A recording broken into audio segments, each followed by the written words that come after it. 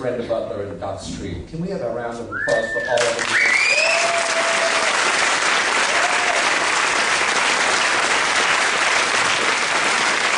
To these samples in the affected area.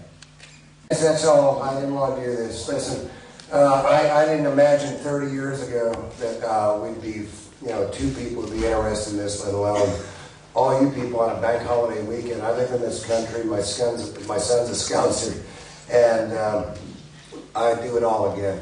And I can see by your faces, you know you weren't wasting your time. It's nice to see all the debunkers that never had the balls to show up here. It's even, really, they're not here. It's great to see the young people. There's two young guys there, and there's a little girl back there, because they are the future, and I'm a dad, and everything I did with this, with all the bad things that came and went, led me to my son.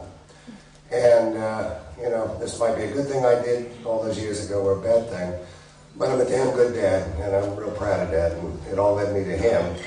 And it's an honor, these heroes you're going to meet tonight. It's their first opportunity together to go through a profound thing, because it's a key to all this. And I got to say, they're heroes. And the Nick's here too, little Nicky Pope and Linda Howe and Peter there, I'll get them after. And I've had my time. It's done a lot of damage to my family, a lot of friends and all that. It's taken a lot of time to repair it. And when it comes to the people that did bad things with us afterward, I didn't retire from the military. Loved my country. I went in for all the right reasons. When it comes to the people that did things to us after the fact, all I want is their addresses. I don't need an apology. But I'm not angry anymore. I'm a good place, short, fat, middle-aged. Forget their kids, believe me. They're our future. You're all heroes for being here, too. It's an honor to be in the same room with these heroes. And thanks for coming on the ride for the last 30 years or so. God bless you.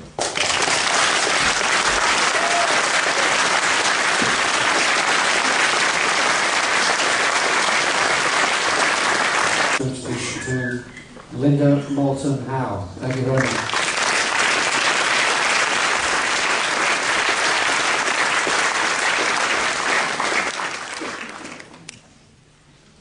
It's wonderful to be, for the first time in my life and career, in Woodbridge, a place that I have been curious about and read about and heard about ever since Chuck DeCaro did the 5-part series on CNN in the United States back in 1984, which was the first in-depth television exposure that a lot of us had, and I knew Chuck at the time.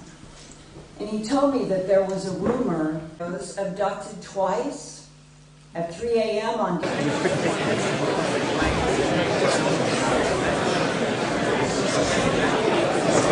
What's the mother of crime? Yeah, there's always a mother stuff.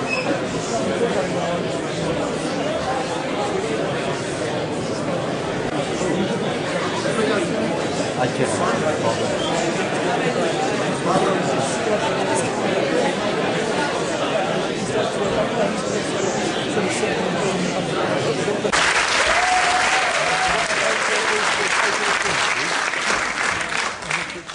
Oh, thank you. Thanks a lot. Means a lot, doesn't it? Go ahead, John. Okay, first of all, I know from what we've been told that a lot of you come a long way, okay? And about the 1st of November, I was contacted by Gordy here and asked that would we be interested in doing something like this. And at the time, the discussion was, yeah, sure, we'll be happy to do it. And he said probably with between 50 and 100 people. And they work around, okay? And the other thing that sets out to me is, I bet you tonight, this crowd is 50 to 60% people that know more about this incident than we do. and if you think about it, that's pretty amazing in itself, because of the fact that you guys have taken the time and effort not only to get here, but you're educated on what happened to us. And hopefully tonight there's been some more stuff added to this that will even maybe help clear up a few more things. But what Jim and I are going to do is we're going to talk for a couple minutes. Something that I'm not saying it's never been done, but what we've always found that when we've done talked, and even one of the other things that stood out to me at the very beginning, about a year and a half ago, I wanted to do a reunion, and it didn't work out. It's hard to get over here, okay? So a lot of people weren't available or couldn't do it or whatever, but it ended up Jim and I were able to get back together and start talking about things and working on things. But what I've always noticed when you do these conferences, and I'm sure a lot of you do, usually you get informed on stuff, and very rarely do you get a chance to ask questions. Okay? And to us, again, going back to that 50 to 60% people that might enlighten us a little bit tonight, we feel the opportunity should be that you have a chance to talk to us, not we talk to you. So what we're going to do here is he's got a couple things to say, then I got a couple things to say, and then we're going to start taking questions. And we'll take them as long as you want to ask. Yep. Okay? All right, go ahead, Lee. Well, I want to thank you guys for the charity. Okay, we really appreciate it. Good cause. We also got, if you notice there's film coming, they're exclusive. Yes. The profits that we have for this event here will go to charity too. So hopefully it's a lot of money. I'm hoping. I don't know. $2,000 at least. What's that? £2,000 already. Good.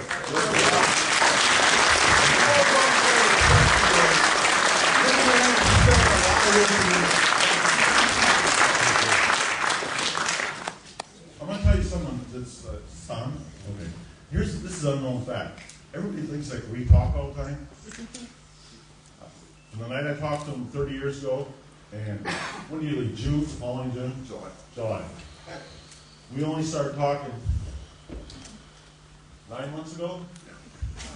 We never talked about the incident until 9 months ago. Because it was geared that way. You know, we all had OSI involvement. We had our memories changed. This is a bizarre story. We went to the wrong locations on other documentaries. The question you got to ask is, why does someone want that to happen? Don't make no sense, does it? Why would they want to move the site 400 yards? Don't make any sense to us either, does it? And we also had earlier, what was it, Larry, I think he spoke. Larry's got some issues too from the incident. All of us do.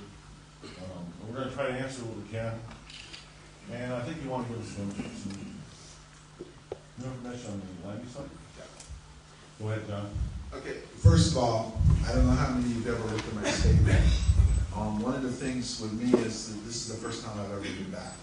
Okay, I came back one other time in the early 90s and did a piece for Stranger's Crew, but I never got to come down here. It wasn't in the cards. But finally, after 30 years, I finally come back to the forest. And some of the questions that have been always presented to me is, where were we? And I've always been honest, I'm not sure.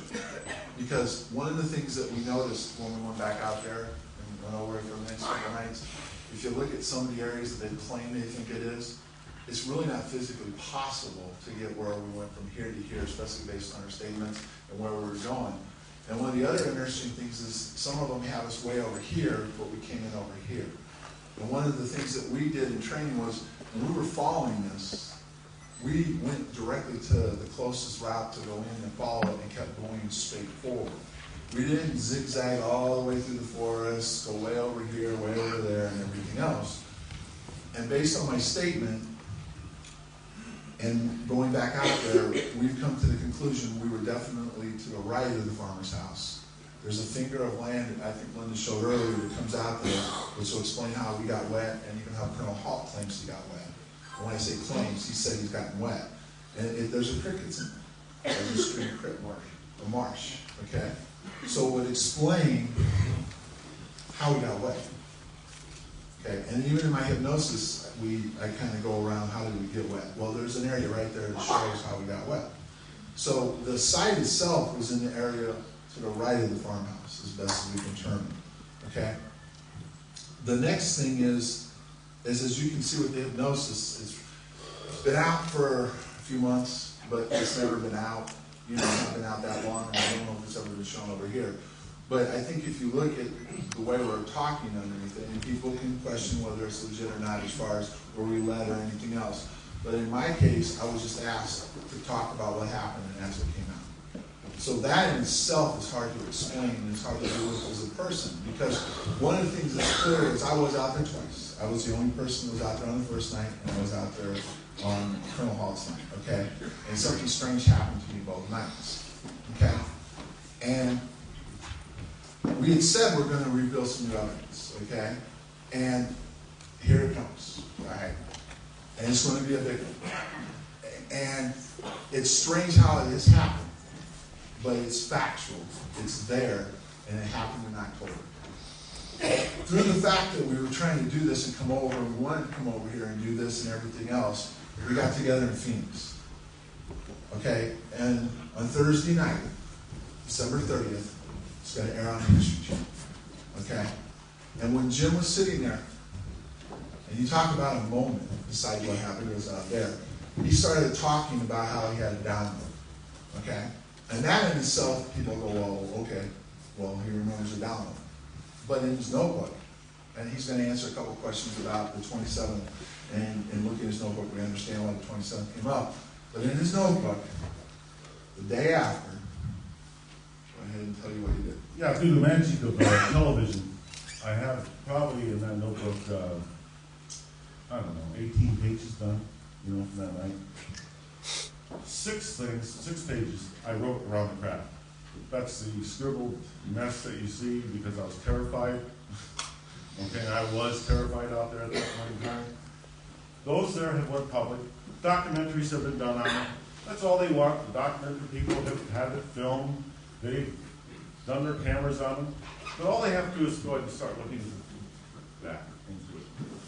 And back into it, and this is where the 27th date comes in. I do say the 27th in there. Why would that be a wrong date? It's not a wrong date. The incident happened on the 26th, but the 27th, I went back to home. I'm down in the village, 4 Blenheim Road, and I think they took my house down. I'm not sure yet. I think they did. Anyway, I'm down there, and I got this urge because the pictorials are in front of my, going through my head. I mean, it's just crazy. It's like ones and zeros. So I get my notebook back out because continuity, us in the Air Force have continuity. And I write 27th down. And I start recording 1 0 0 0 1 1 1 0 0 1 1 0 1 0 0. Oh, I can remember. That's exactly what's written. I can go through the whole thing. It's okay. Why? Isn't that weird? Wrote them all out. About 8 pages. Longer than that. 12 pages. Once I did that, it stopped. I had to leave. So, notebooks put away. I have no urge. I have no desire to ever write anything about or talk about it because it's probably rubbish. It's probably gibberish. Okay? All I know is I was in a mental state at the time that was not good.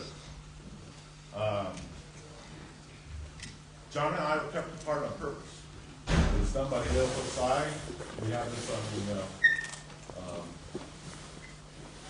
tape that was done. Remember this? Yeah. Okay. You have that on tape, right? That we could not get back together again. Because if we did, we'd discover the truth. And so with that hypnotic suggestion, that's what happened. Bear with me. This is bizarre. So, I do stuff with Colonel Hall. Documentaries, come over here. Nothing happens. Go to the wrong sites. Film the wrong stuff. Hall is also part of the cover-up, by the way. You know that? Okay. He was under orders. Whether he admits it or not, he was under orders by OSI. The ongoing investigation was going on. Immediately, that tells everybody in the Air Force, whoop, hands off, ongoing investigation. OSI can investigate anybody at that base. They don't work for the wing commander, they don't work for the base commander, but they do brief the wing commander, hey, we have an investigation going on, but we can't talk about it. Right? Sure. Where am I at? So, Paul tells me in 2000, earlier than that, 1996, we do what was that show over here? Sci-fi. No, the one that you and I, Stranger Truth. What a crock that was. Maybe he called that thing a tank. That's what it looked like. Anybody, I'd say I love documentaries. Call it a tank. It don't look like a tank. It doesn't look like the size of a tank. Anyway, we come over to that show. Halt does not let me have contact with him. If I go for breakfast, Halt comes down and sits with us. Whatever it was, he kept us apart. Then after we get back to the States, I need to get a hold of John. I want to talk to John. I have questions. Chuck tells us, can't get a hold of him. He's gone. No longer lives in Chandler, Arizona. Okay, have you tried to get a hold of him? Don't worry about it, Jim. We'll get a hold of him. I'll do it. Your ex-base commander will do it for you. Oh, thank you, sir. Thank you. Can't get a hold of him. So it goes away. I figured John's in, I don't know, Lala or anything somewhere. And then you call. He calls me when? Last fall? After the idea for the. He says, Jim, I go, John, glad to hear you. You know, to hear you. I've been looking for you. He goes, you know what we got to do? I said, yep. We have to go back to Rendlesham. We both do it. 1996. I wanted to do a book. I don't know why. I guess I want my story out and be accurate. And I was with an author called A.J. Esrael, Sally Rail. Anyway, it would turn into trying to make money off this story. Didn't want nothing to do with it. I sent her an email. The email says, sorry, Sally, I like you, you're a good person, but no, we're not going to do it. And at the end I said, but I know you're looking for answers. But the answers we solved December 2010, 1996, July. I said that. John, how many years and a half do you know about? Well, I just knew we needed to get together and we needed to figure it So out. that's what happened with the phone call. It was automatic. Yes, go back to Rendlesham. So, and everything we did, got a hold of Linda Bowman Howell, John Muir. I'd done some work with her before. It was okay. Nothing personal. It was okay. Then Linda got in contact with Prometheus Entertainment, who does this, some, among other things, they do the ancient alien surveys. They were fascinated by the story. And like I said, when we went down the Phoenix shoot, that's when I brought up the codes for the first time. And I think that's in the show on the 30th. It's going to say we had the answers in front of us all the time. We did. They're always there. We're getting them deciphered right now. Linda has sources that we're doing. We got 2 sources. Now, don't take my word for that. First of all, I can't get through algebra. I'm not very good at math. Anyway, algebra was like rough in school. So I don't know how I could actually write this binary code down. But the fascinating part about the binary code on it is that we're going to prove. How are we going to prove this? I know how we're going to prove it. There's a test. John tells me, I get a glass of water, I think. Right. Excuse me. This glass.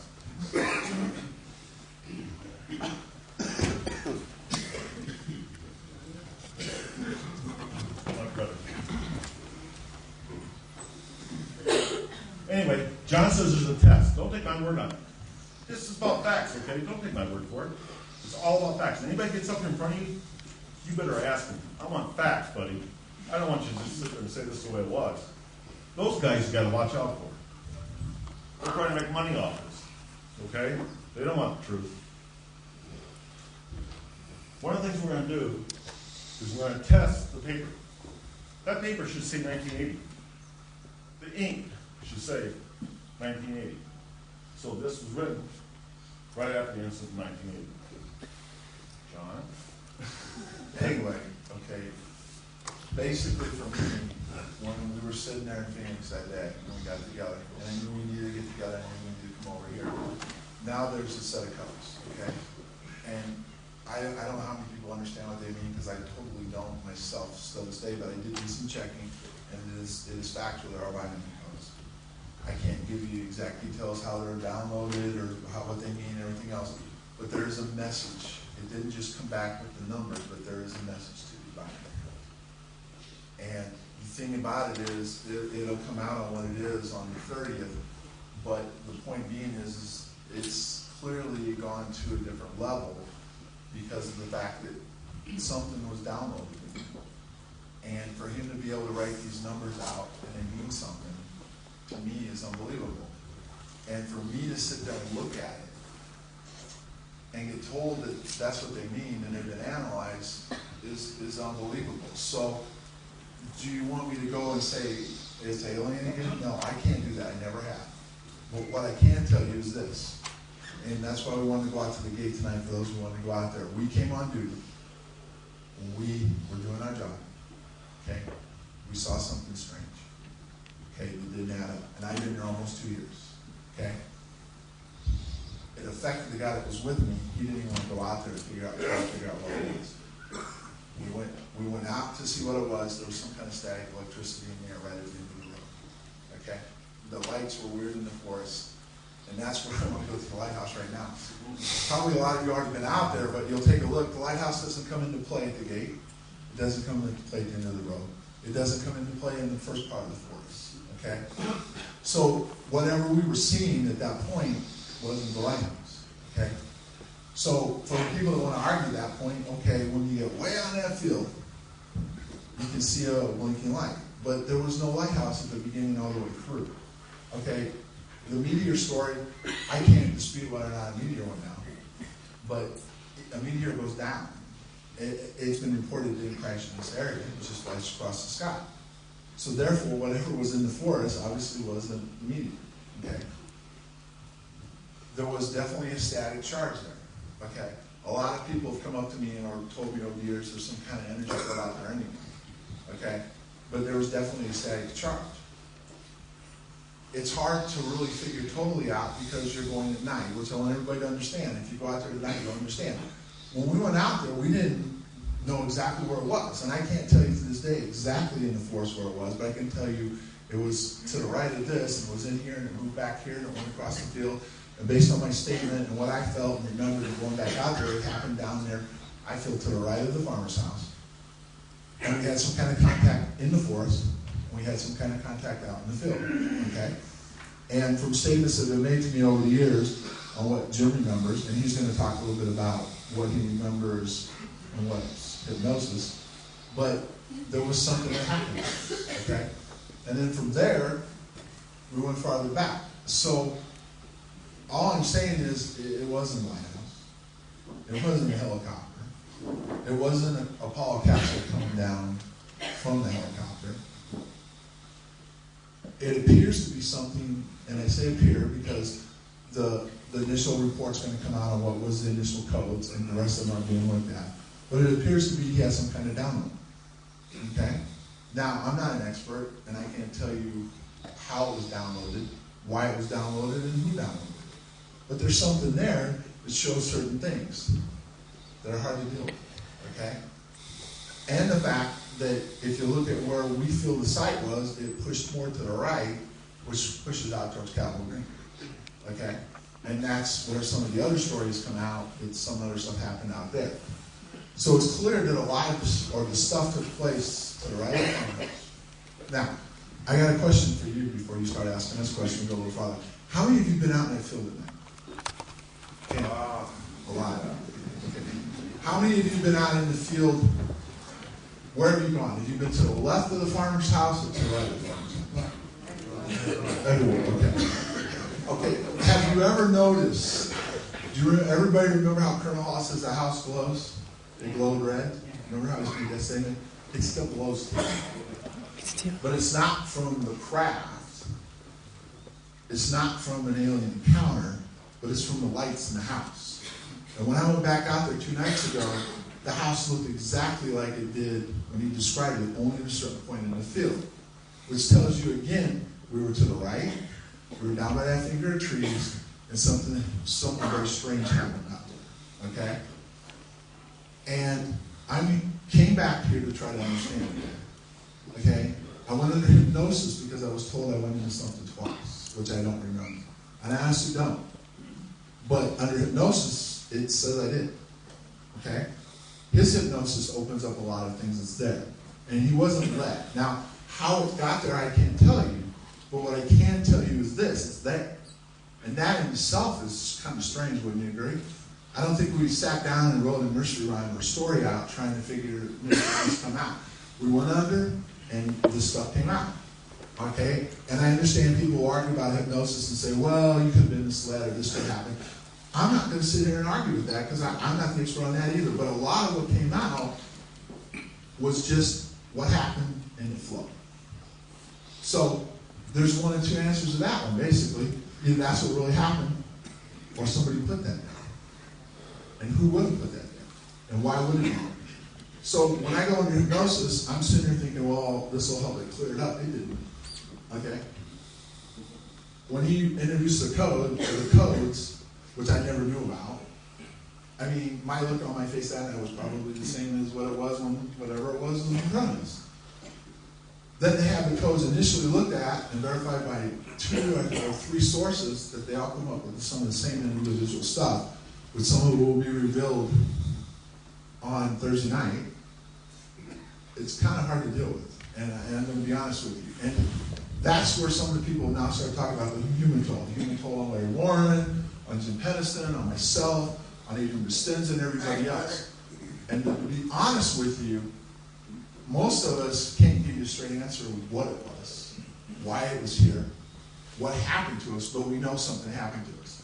As you can see from our humor on those t-shirts, it wasn't the lighthouse. It wasn't a helicopter. It wasn't a space capsule.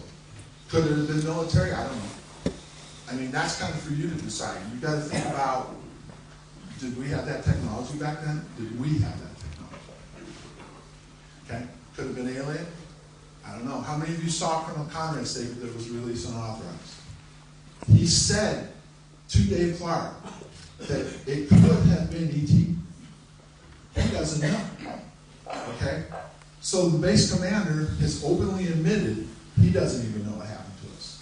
Now he has some feelings, but he did list that it could be E.T. So this is a man who's in charge of the base. Okay? You have the wing commander. I don't know how many of you seen this short interview he did, but he basically said I could put Humpty Dumpty back together again. I don't know what that means. He wouldn't confirm or deny the incident happened, but he was very upset that the Halt memo came out. Okay? And why would they put a Halt memo out? Okay, I can't answer that. 13 days later. Yeah, 13 days later, but it came out. It's not factual in the dates, some of the things that went on, but it basically put together something that said a lot of different things that happened a lot of different ways. But what I'm trying to get to is this has helped me to come back and to realize some things, but the story hasn't ended, and I don't know if it ever will. But there are some things in there that I can't explain. I don't know why they're there, I don't know why they're happening, but it seems to be taking a timeline, and it's really hard to deal with sometimes. And what I'd like to do here is to thank you all for coming and listening to what we're having to say here. And we're trying to give you an idea about what we've been dealing with and what we're feeling about. And it wasn't intentional that we didn't release some of this information. It's just the way it's happened. And it's there. The notebook will verify it. And it will be presented as evidence. But something very strange happened to us. And I think Jim's got a couple more things to say, and then we'll be happy to take as many questions as you want to ask. The cover-up is probably a major part of this. I'm not sure the dates. Was it Friday? I don't know.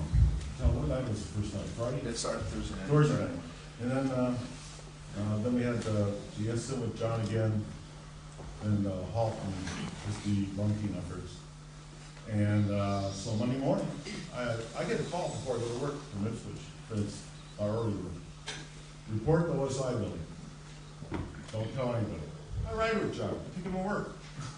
So Tell him on the way to work, John, I'll drop you off, I got some stuff to do, and then we'll go over and see Colonel Hall, because they were told to do that. So I got out in the OSI building, and I'm not saying it was OSI, it was in the building, okay? I know every OSI agent. I'm a cop, I know. I didn't know these two guys. Who are they? They're in suits.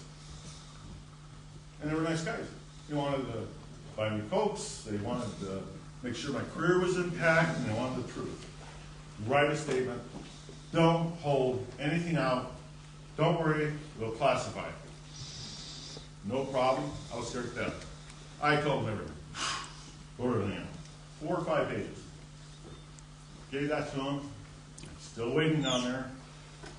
Come back in about 20 minutes, they do. They hand me a typed statement. The typed statement that you see on the internet, it's supposed to be my statement.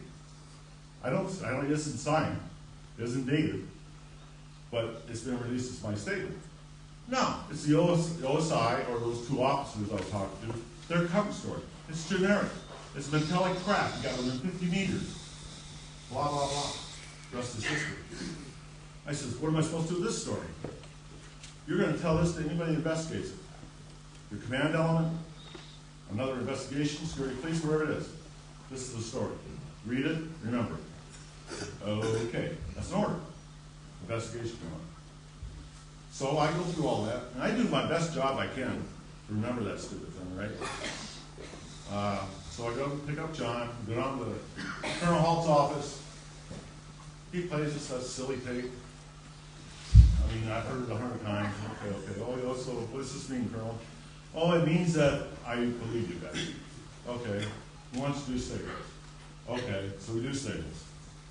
Sit John on one end of the conference table and me on the other, so I guess we can't, make the statements together, that's all I know.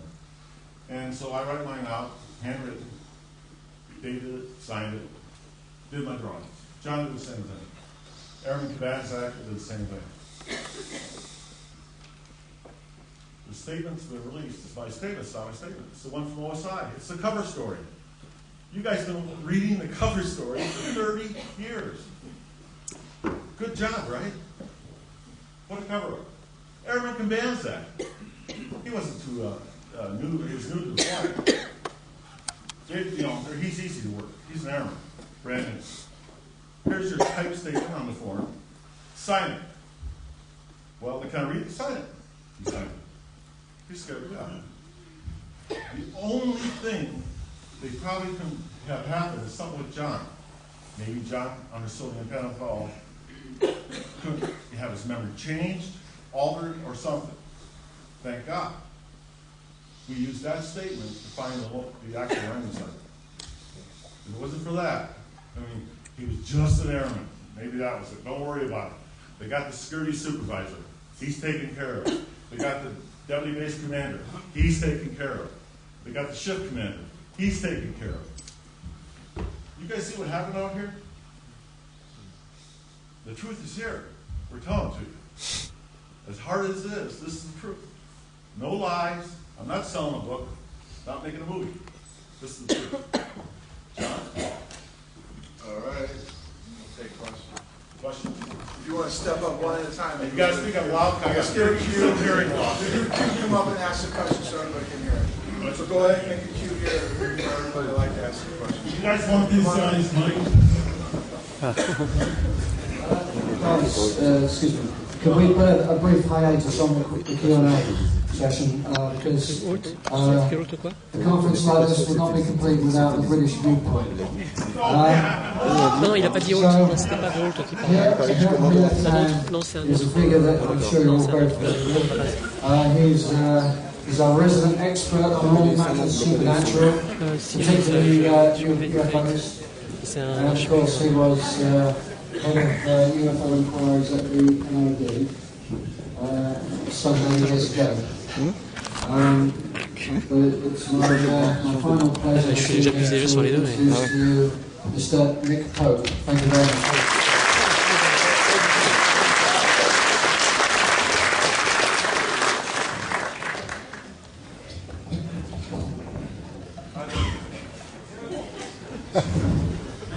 to take this. Can you hear me okay?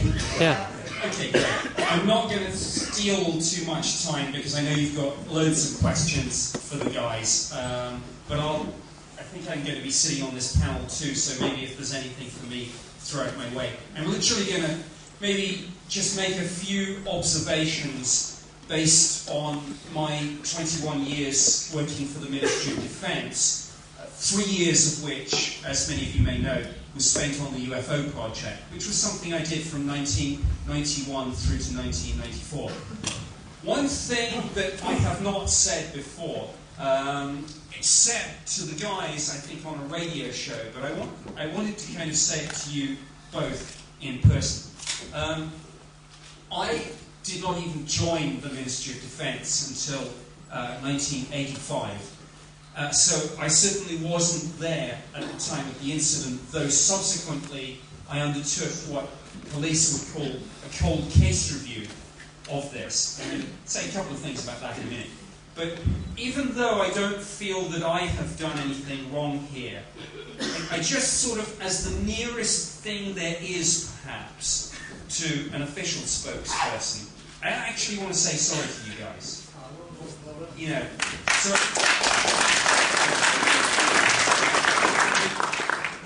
if you were let down, which you clearly were, by your own government, by the chain of command, then in so much as it means anything coming from me, and I'm not sure that it does, but I am very sorry for the fact that you were put through this, and I hope that today is going to be something that is cathartic for you and helps you, deal with this, because I know that I've met you several times, and that's a big part of your lives, and I really hope that this is helpful to you.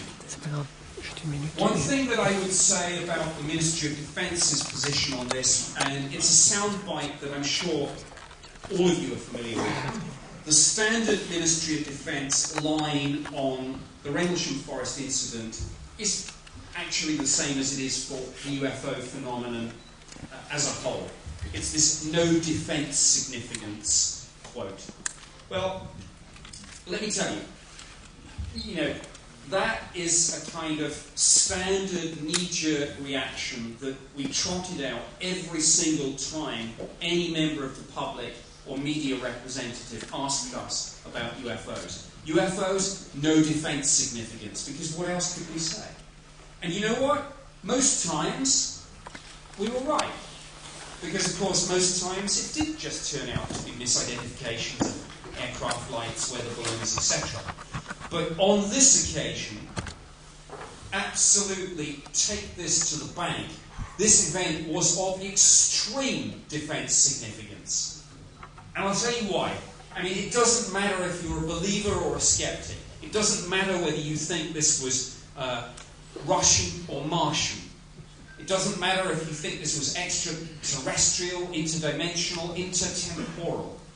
If you have an object over arguably two of the most sensitive bases in the entire NATO alliance, and if this thing does what these people and many, many others say that it did, firing light beams down at the ground, firing light beams at their position, firing light beams possibly into the weapons storage area itself, then you know it doesn't matter, like I say, whether you're a believer or a skeptic. It's a defence issue. It's a national security issue. It's a security breach. So don't listen to the no defence significance soundbite, and if I ever wrote to any of you saying that, I apologise. It was out of line. The cold case review. This was just me sitting down, going through the files in 1994, doing what police officers would do with an unsolved crime. And it's interesting, one of my subsequent postings in the MOD was to a security division where I worked alongside military cops. So I actually got to know a fair bit about the police mindset and the investigatory process. And it was very interesting. We always used to say that a UFO sighting was much like a crime. if you solved it in the first 24 hours, 48 tops, fine. If you didn't, your chances of getting to the bottom of it became vanishingly small very, very quickly. So I did this cold case review, hoping that some new piece of information would come to light. But essentially what I found was a situation where both the British and the American government, whether by accident or design, were, I think, complicit in a cover-up, not necessarily, with most of them, of knowing what this was and hiding it, but almost not knowing what it was or what to do.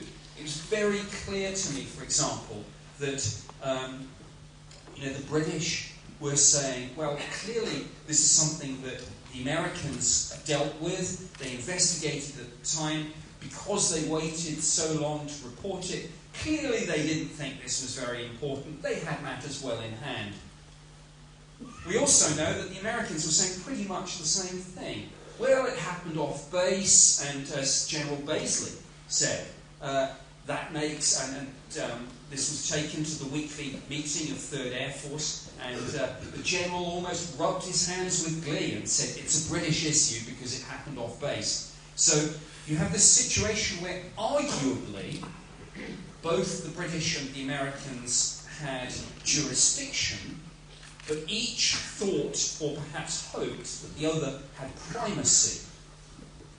Now, what this meant was that we had pretty much a situation where either and both parties to this could take a step back and say, well, you know what, we needn't get too worried about this. The other side have got it in hand. And the proof of this is perhaps one of the biggest failings of the entire investigation. Any investigator, any cop will tell you that there are a very small number of things that will fatally undermine any investigation. One is delay. We had that. The date on Holt's memo. A second thing that will foul up an investigation is poor information sharing. The Ministry of Defence didn't get these witness statements and these sketches, but neither did the USAF get the Defence Intelligence Staff assessment of radiation levels taken at the landing site. So both the USAF and the MOD had important information which we didn't share with the others. So delay and poor information sharing and the lack of putting one single individual in charge of an investigation. Instead, you had multiple investigations, multiple agencies, people coming on and off base that even those there weren't familiar with. This was a recipe for confusion. Maybe that confusion was deliberate, maybe it wasn't. Well, with those very few brief observations in mind, I really want to turn it over to the Q&A session now, and I'm not sure if it's Linda going to join us out here. Actually, I want to say something. Yeah, sure. Okay, I don't want to give you no secret information because I want to keep my retirement check for the government. But I will neither confirm nor deny nuclear weapons on that base. Okay? All right? But we have to be able to go anywhere, any place, anytime. American forces, even whether they're stationed here, whether they're stationed wherever. I was PRP. What is that? You ever hear of PRP? Personal Reliability Program. That means I could actually provide security for nuclear weapons, delivery systems. Okay? The guys I work for could too. And there's a DOD directive, 5200 something. And there is a OSI directive. There is a Air Force Security Directive. There is a Department of Defense additional directive that goes on that says if the behavior or a situation comes up that's suspicious of an individual that's PRP, this has to happen immediately. You must relieve the person of duty. You must send them over to the hospital, have a psych evaluation done, and then that's temporary decertified. Then they have 30 days to decide if we're going to be permanently decertified on PRP, which means you're worthless, in the United States Air Force, or put you back to duty. We never got relieved of duty. I, as a sergeant, if I thought he was acting funny, different, report him. I had no choice. I had to do that. Everybody had that responsibility. Ask yourself, why would anybody not do that unless they knew it was true? They knew it happened out there. That's why they want to pull our PRP. This has never came up. That is one of the things that we're going to discuss tonight. The United States Air Force said, Jim, that's okay. You can go back to work. No problem. Take a day off. So same thing here. You know what else they did? All right, I got a top secret SCI, sensitive departmental information, background investigation. My clearance is upgraded. And I'm also given a top secret cosmic atomic. God, that sounds good. A needle top secret. I'm upgraded 1 week after Rendlesham. I'm working flight. I don't need it. Why would they do that? 3 weeks later, guess what the Air Force does to me? Thank you very much. They make me non-commissioned officer in charge of security police, plans, and programs. I write all security regulations, all base defense plans, all security requirements for forward operating locations in Germany, and our war plans, by the way, which we used just recently in Afghanistan. It was top secret. And I didn't know what I was doing. They had to train me. It took 6 months to train me in that job. They gave me 2 guys to work for me. I don't know what I'm doing. Why would they do that? Do you think there's a cover-up going on here? Do you think they want to watch me? Do you think they want to control me? Did Colonel Hall get promoted too? Colonel Hall got promoted with rank. They moved him to another location. But Colonel Hall was working for OSI because he was under orders. All officers, good officers, follow orders. How is it that what you're saying now isn't affecting you? How come after the OSI only now or after? Well, I don't think it was OSI. I actually think it was DIA or NSA. Is there any people following you around now? Have you been able to see? Yeah, we've had problems, yes. Our security is an issue, yeah. Sure. I just want to make one comment before we go to the formal Q&A, and it's just by way of a personal tribute to someone who those of you who have followed the case will be familiar with, Georgina Bruni, who sadly passed some time ago, but who gave so much, I think, to this case, both in terms of identifying witnesses and giving them a damn hard time, and indeed photographs, files. Georgina Bruni, you know, God bless her, made such a wonderful contribution, and I pay tribute to her this evening.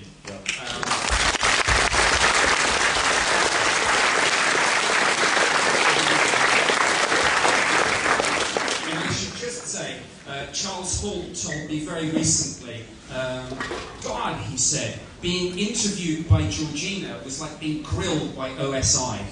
She would have taken that as one heck of a compliment. So now, Q&A. How do you guys want to do that?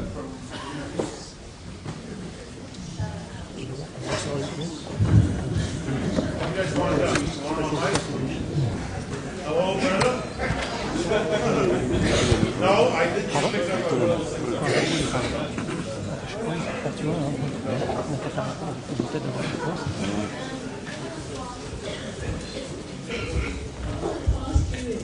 Who's the farmer who disappeared? I would like to know, because I've done this case since 1980 and I guarantee you there's no farmer ever disappeared. A farmer? A farmer. I don't know any farmers.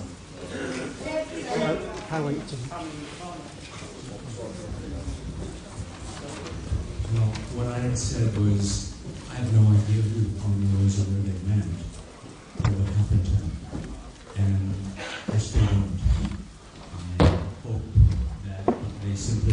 kid and left no forwarding address. Use the mic. The farmer actually moved to Devon, and I spoke to him on several occasions. Hey, Brenda. Hey, Brenda. You remember me? When was the last time you talked to me? When was the time you had me, we were investigating? I spoke to you on the base in my bar. Right. Yes. Yeah, you know, Brenda had the full opportunity to get the full story before it was classified. She blew it. She asked me one question. The first question. Do you have nuclear weapons out there? I said, can't confirm or deny it. Goodbye. She could have the whole story. It wasn't classified at that point. I really don't believe you give me that. That's story true. Anyway, It's true. Yeah. Yeah, because the News of the World had put that out, and I wanted to talk. That's hit a little bit of information for you. Okay, thank you. No, that was the thing I wanted to ask. I just want to ask about the farmer because I don't really know which farmer he was referring to, but the farmer who actually did go from IT, moved to Devon, that was the guy who escaped and hit a taxi or taxi hit a cab. That's what you're talking about. You was paid money to go down Cornwall to turn up. I wasn't going to repeat that, Mark.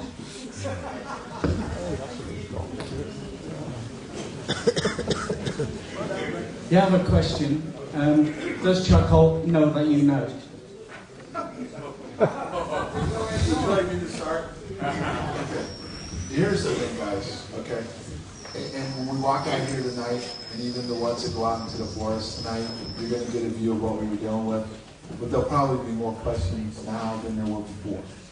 But ultimately, let's ask a couple of serious questions, okay? I think most people are familiar with the case. Chuck Holt claims that he wasn't in there. Chuck Holt claims that nobody talked to him about it. There was no discussion at wing headquarters. The wing commander really didn't know what was going on. And ask yourself one question. And then just going down the line on this. What would the wing commander not want to know about what went on? Why would the deputy base commander be out in the field on a night making a tape recording? You've all heard the tape recording. Now, we know for a fact that there's people out there that believe it was fabricated like came in Oxford. But it wasn't. That's the real deal. He was experiencing something that was happening to him. Okay? And it wasn't the planets, it wasn't stars, it wasn't the lighthouse. And the fact that he wants to now come back and try to sell to you that he'll tell you what he saw, but he won't tell you what happened behind the scenes. What's that tell you? Okay. I made a harsh statement when I first put out for us all to get back together that I thought command level let us down. Okay, that's open to your determination whether they did or not. But if you work for a company and you went out and did your job and you were left out hanging to dry the way we were with no support, how would you feel? Okay? We didn't go out there because we asked to go out there. We got told to go out there. We were ordered out there that night. We had something strange going on. And in fact, we should never have went out there. Because the issue comes up, why did we go out there? Okay, and there's been speculation, and even our ship commander recently tried to go on the record and say, well, nothing really happened. Well, the question is why did we send us out there? It was off base. There was nothing happening on the base when we saw what we saw. It was clearly in the base. They got a hit on radar, and he admitted that, and now he doesn't want to talk about it. But there was a hit on radar that something went down in the forest. Okay, so we go out and do our job. We're asked to make a statement, and we did. Now, here's something that has been danced around before, but the other thing that I don't think most of you understand, and it even goes back to Colonel Hall on this one, none of us planned on this ever coming out. Okay, we didn't. We were told that it wouldn't. Okay, we were confused after it happened. We couldn't understand what it was. We couldn't understand what we were dealing with. And I want a lot of you to go back to 1980, not today, not with the internet, Facebook, computers, cameras, instant everything. We were in the dark ages, if you think about it, in 1980. Okay? And when it happened, it was easy to contain, but they should have at least helped us, and they didn't. They asked for a statement, and then they let us hang out there. And then along comes Larry Warner, and I've made comments before, but he feels the story needs to come out. And I can't say that he was wrong. Okay? And he got the story out. and he worked his butt off to do it, okay? And yet, the Air Force didn't do anything for us, okay? The only thing that they've ever said officially was, we stand by Colonel Hall's statement that something happened out there. So we haven't been treated fairly. Colonel Hall hasn't been completely honest, okay? So I think the only determination I can make is that he was part of the cover-up in some way, shape, or form. I can't get down to the T. I can't get down to the T whether or not those holes in the ground were rabbit holes or not, okay? But I've never seen a rabbit hole glow or have radiation in it, okay? And there was a guy out there that was disaster preparedness that got a reading out of those indentations in the ground. There was some radiation on the trees. Now, it was above background, the MOD has said it was, okay? So that in itself, we should have been taken care of, but we weren't. We're left out hanging to dry. And the people that were in charge of us haven't supported us, okay? And I'm not happy about it. I don't think it's right. And whether or not it's fair or not, I know what it is. Or maybe really, I've come to the conclusion I'm not sure they knew what they were doing. So, but it hasn't been done right. And there's been a lot of different things that have happened that weren't right. So I hope that helps. And an ironic twist about Colonel Hall. I interviewed him a year ago and talked to him for probably about 90 minutes. In those 90 minutes, he was using obscenities that I could not put out on the air about his higher superiors. He was enraged, and this was his bottom line. Whether or not he was told to mix up dates or to be part of a cover-up, now, 30 years later, his anger seems to be real, that he felt like that decisions were being made up the line of command by Gabriel and Baisley and perhaps Conrad and Williams, that he was left out of, even though he felt that he had responsibility. Well, in that interview, he said that only in the last 3 or 4 years or so, after he had left his office in the Pentagon, his last official position, because now he's retired, he said that he knew a man who worked for the National Security Agency at Fort Meade, made communication, asked if there was a file on Bentwaters, and he, Colonel Hall, retired, wanted to see it if there was, and the answer was, yes, we have a thick file, but you don't have a need to know. And then he said, I'm convinced that the National Security Agency took over the Bentwaters investigation right from the beginning.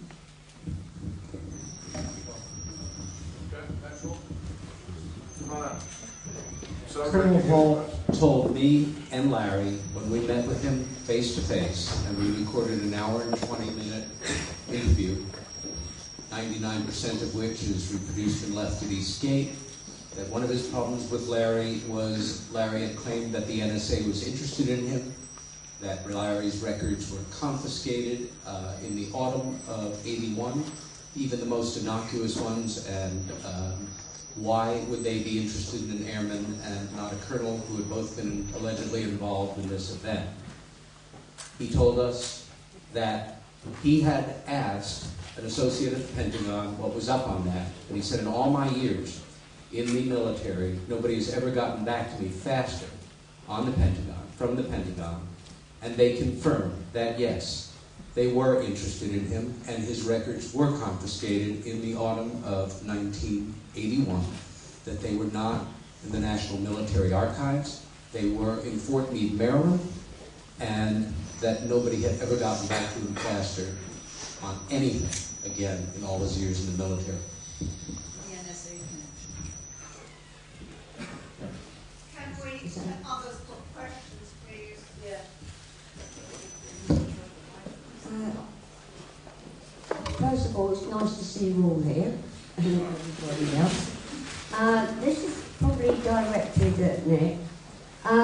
When I first met Colonel Holt, he informed me that the memo was not to be released, and that he said, well, the Americans shouldn't have released it. I get it right. He said the Ministry of Defence said they shouldn't release it. And I said, well, it wasn't the Ministry of Defence, it came from the States.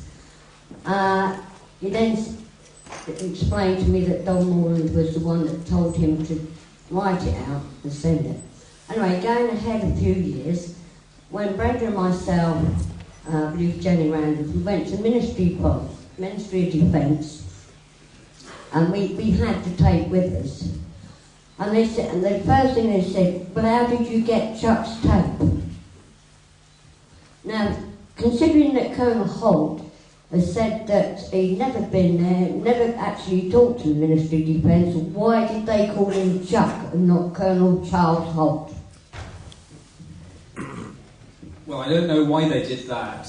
What I do know is that obviously we were going back to the release of the memo. This was in an era where, while the US already had their Freedom of Information Act, we didn't have ours.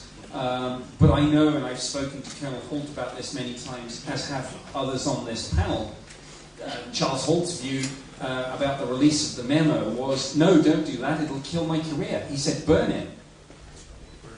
And then it was Don Morland, Squadron Leader Morland, that told him to write it. Yes. And as far as I know, it was Don Morland that sent it to the Ministry of Defence. That's correct. So Ministry of Defence did have that document. Yes. And yet when I was first on the phone to them, they said, oh, we don't know anything happening in Rendlesham Forest. Well, it was cuckoo.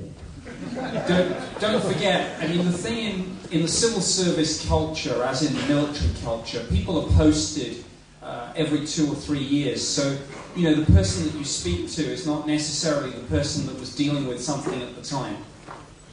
You know, bureaucracy rather than conspiracy is very often the Yeah, answer. I've come across it several times. Can I just say one more thing? Just one question. As regards to the whole tape, on it, you was out in the forest with it. On the copy I've got, you can't hear the bracken. You can't hear what the radio traffic? Right, I understand. We should beat the tape into the ground. Good evening. I'd like to say well done to your SNF guys for coming forward. Very brave thing to do. The ex-RAF and myself, I can understand what pressure you must have felt to come forward. I'd like to ask Nick Pope. You mentioned that it was of defence significance what happened, where previously the MOD line was of no defence significance. I'd like to know what you think of the MOD line that the radar camera RF intercept was turned off at 15:27 Zulu on the 27th. What are your views on that? Any change? No, I think one can look at the MOD case file and see that there's a litany of, at best, mistakes, at worst, something more sinister. I don't know whether it was sinister or not. It is the case that out of flying hours, some radar systems and the radar cameras were switched off. It is the case that sometimes the cameras that were used to record these things broke.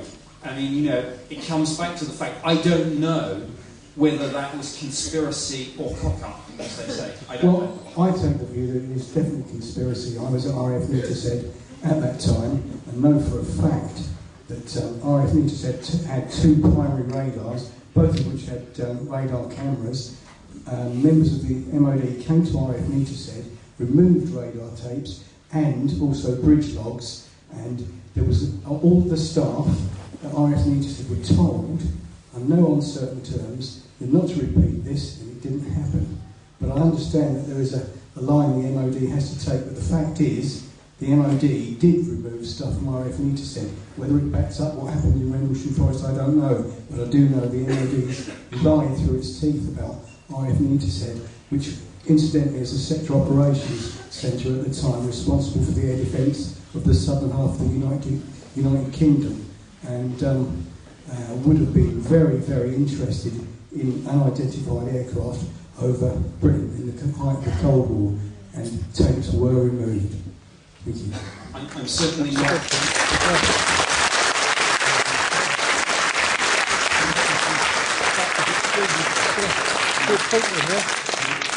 I'm certainly not. I'm not disputing that, and that's a very important piece of testimony. Thank you. My name is Miriam Galina, and I am from Ealing in West London. I've got 2 comments to make and also 1 question for the panel. First of all, I became interested in ufology when I read Frank Drake's book, Is Anyone Out There?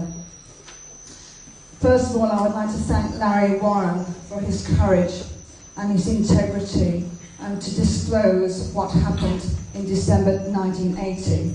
He has been ridiculed and discredited by those with other agendas.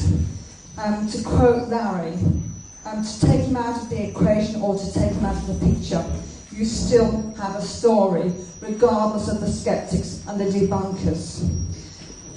The basic fundamental story is something extraordinary happened in Rendlesham Forest in December 1980, not just on one night, but on several nights.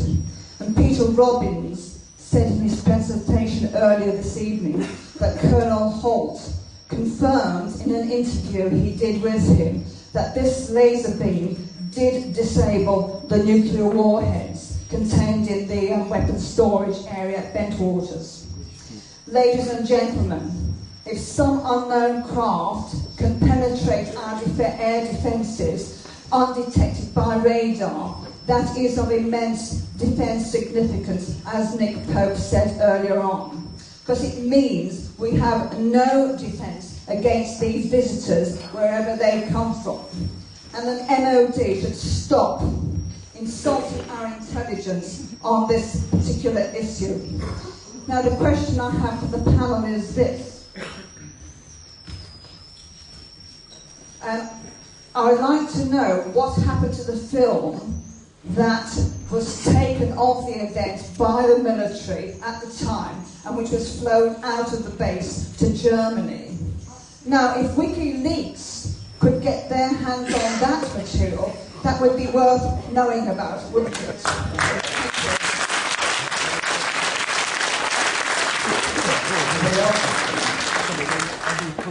There is something to comment because when Ron Evels, who was in disaster preparedness, said that he himself had taken photos at the site where there were the tripod marks and a circle of damage on the trees, but that when he developed his own photos, he wasn't going through a lab, he was developing his own photos, all of the film was fogged, which would be consistent with gamma ray radiation exposure.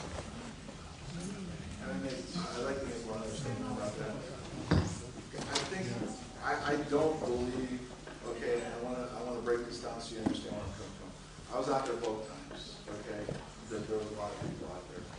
First time there was no movie films made. And what I mean by that, think about for a minute. We're talking 1980, okay? What would the power source be to run the cameras, okay? But what's not been talked about is the reel-to-reel tapes that were being run to command posts, okay? And those reel-to-reel tapes were being recorded. Not only do I know that because I worked there, because Colonel Hawley told me. And those had all the radio transmissions of what took place over 3 nights. Those tapes are gone. And that would explain one of the reasons. And the other thing is that when film was done at that time, it was put on reels like that.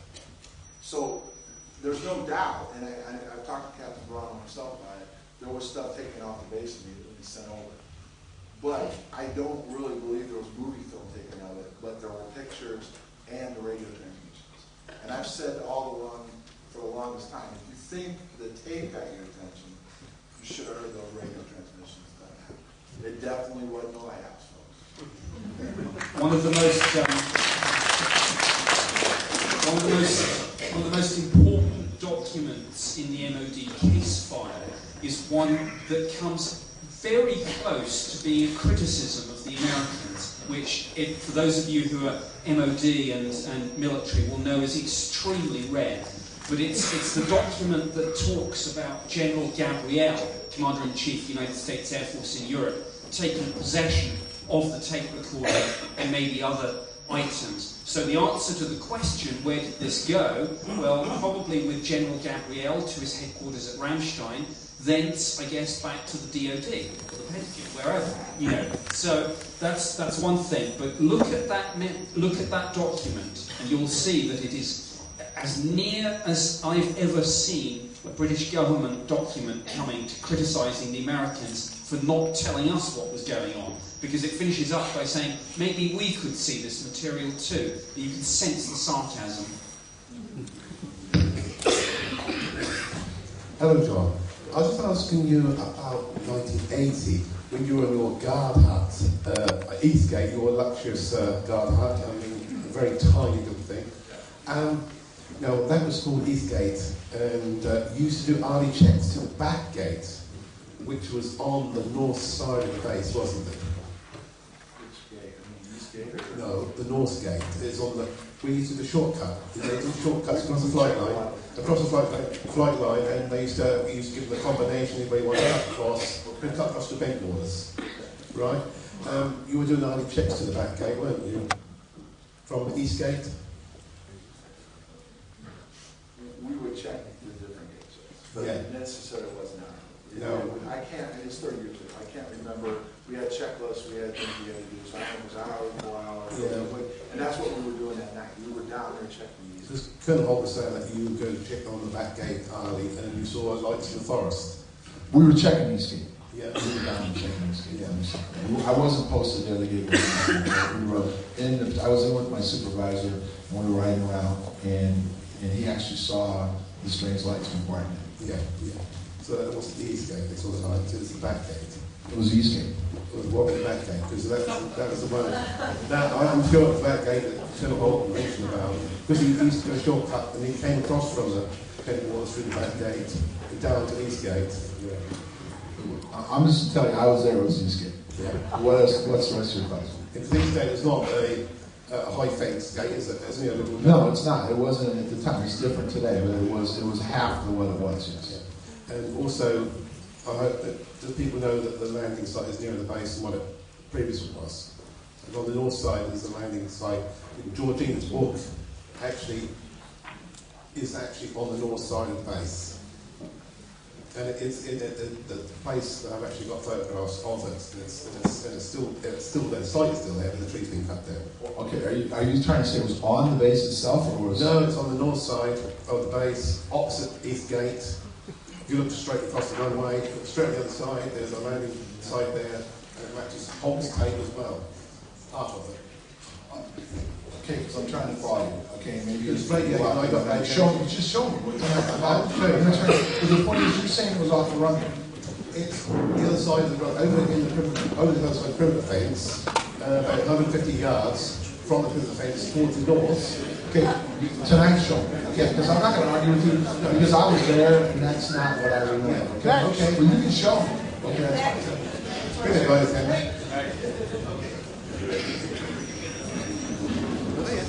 Georgina Bruni's landing site, now she was shown that by Vince Burchell. And if you've got a book, that's Route 10 opposite Folly House, that route down there.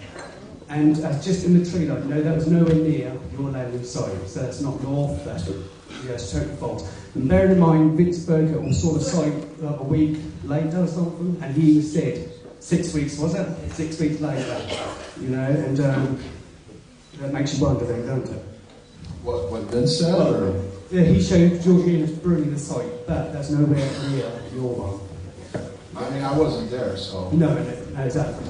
Also, what to say, just to back up your stuff, not far from here is an old psychiatric hospital, and colleagues of mine were working on the top story over that period, what was happening to you, and they saw 5 balls of orange light hovering over the forest.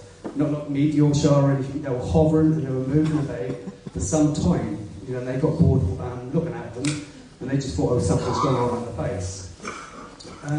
Also, my dad, in the days afterwards, went by the base and he said there were military personnel guarding the edge of the tree line. Now, to my knowledge, that's British territory, so why were they guarding that? If nothing had not gone on in there. That's a fair assessment. I mean, I think I started by telling me that we really shouldn't have went out there. And I'm not trying to put blame on why we went out there, but it really should have been, the British police should have responded out. I understand the radar, there was a disappearance on radar and they thought it was, and I believe the ship commander sent us out on that reason because of the radar and everything else. But in theory, technically, the British police should have went out and their fire department should have responded. But it was right outside the base, and we did go out to try to see what was going on, and it didn't work out the way we were hoping it would work out. We didn't hope there was an aircraft, crash either, but it took the turn that it did, okay? But as far as what they were doing afterwards, I didn't see that. I know there was activity in the woods, and the reason why I know that is because when I came back to work on Monday, Tuesday, and Wednesday, I was put on the East Gate. And what I was told was they put me there, and it was on swing shift, so it was 3 to 11. And they put me out there for the reason that I'd already been involved in this and I'd already seen things, and that it wouldn't bother me if I saw it again, basically. And then if I saw anything strange going on, to call it in on the phone, not by the radio. And there was military aircraft from the base going out there. There was all kinds of things going on out there. So there's no doubt they were out there looking at something. And then Vince himself said there were people out there looking too that appeared to be British, whatever, investigators with whatever agency. Nick has an interesting theory. He told me today that it was Americans masquerading as British. But he did, and he said, we trained them to do that. So I'm not trying to pick on him, but who knows? But there was clearly an investigation going on. So why would they be out there looking around and doing what they were doing if we were chasing lighthouse? And also it's interesting, the new information about, with the new landing site is because for a long time, I think what confused people, and I've always gone by your statement, because I'd say that's the most closest one. And one thing you said, we went 10 to 20 yards down the road, and there was a track going into the woods there. That's no longer there, that's devastated by the hurricane. And I think that's what for a lot of people, they think you went down what was Route 12, that's hundreds of yards down the road. And that's what throws people out to find in the landing site. Because me and my colleague, we followed the path, what we think it was straight through, and it comes out where you're now saying, the landing site is. Well, I'm going to be clear about something. This is 30 years later, okay? I didn't take the pictures. I wasn't the one doing the investigation afterwards, okay? So I can't give you an exact location, and I'm going to tell you why. I was in the dark. How many people can go out into the dark? Never, wasn't out there in daylight, had no idea what was going on, go out there in the dark and come back and, go right back to the spot. And even coming back now, it was hard. But what I clearly believed was we were to the right of the farmhouse. And it happened between the right of the farmhouse and over towards Capitol Green. And what I mean by that is, there's that sliver of trees that come out that match close to what my statement said. Okay? And we also felt we were out there, but we did not rediscover the landing site. Okay? And we did take some meters out there. We looked for some radiation. We did identify an energy field out there 2 days ago. There was an energy field out there where we used some equipment we identified. And one other thing I want to bring up, we took a starlight scope out there. Anybody ever went out there with the starlight scope? Okay. When you point the starlight scope at the lighthouse, it doesn't wink at you. There's not molten coming off of it. There's just a green dot there. Okay? So when Colonel Halt made his description of what it looked like, it wasn't him looking at the starlight scope when he flew by the lighthouse. Hi there. You were talking about, Jim was talking about the binary code that he was downloaded and all that kind of stuff, but you said you couldn't tell us, or could you tell us what the message was? Is it out there? Okay. The whole thing with the binary codes, and probably people like thinking, wow, it took this long. It came to light with the notebook. What he did was he brought the notebook in October when we were doing the interview, okay? And he started talking about different things, and he flipped it through the thing, and then it was like, what are those? And then he said, this is what I wrote down right after it happened, okay? But prior to even saying that, he said we felt like he had a download, okay? All right, so they were analyzed, okay? But what I can't really say what they said right now because it hasn't been released yet, okay? It's going to be released on the 30th. And the reason why I can't tell you, it's going to be on the History Channel. It's 7 o'clock in the States. It's going to be on. It's going to be on the show in Canadian. It's okay. If you live in the UK, You can download it off the computer. You can go on the computer and go to the History Channel and get it. But we're going to hold off until then. And honestly, it wasn't necessarily going to be totally discussed tonight. But the fact that we're here tonight on the 28th. Wouldn't you want to tell us all as we're sitting here? Huh?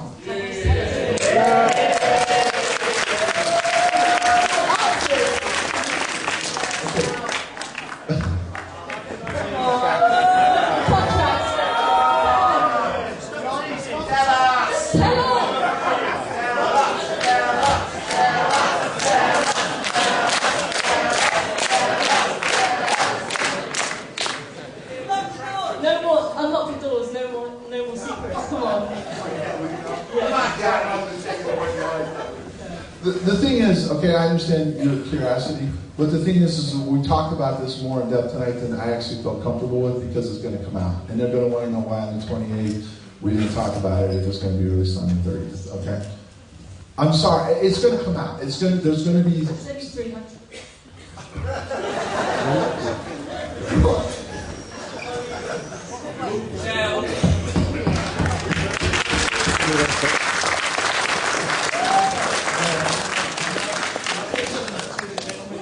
Who's on the side at the moment. I understand that if the government doesn't understand something, they're going to squash it, they're going to hide it. But if you've got 12 pages of binary codes, and you're going to sit on that for 30 years and not think that's relevant of some way, you only sort of realise this, 10 months ago or whatever. I just can't... 12 pages. 12 pages is a lot to sit on for 30 years. And then you point fingers at the government for covering up stuff they don't understand. I just can't...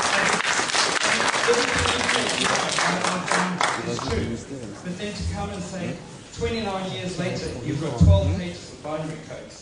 That just doesn't add up. I mean, I'm just going to come out there. I won't be able to address some of it, but I will say this, okay? That's a fair question, and when it comes up, I'm sure you'll say some more about it. But I didn't know about these codes, okay? And I can't explain what... You can't tell me that 29 years you don't think it would mean something. 12 pages. If it was just like one line. 12 pages. He's right here. He's right there.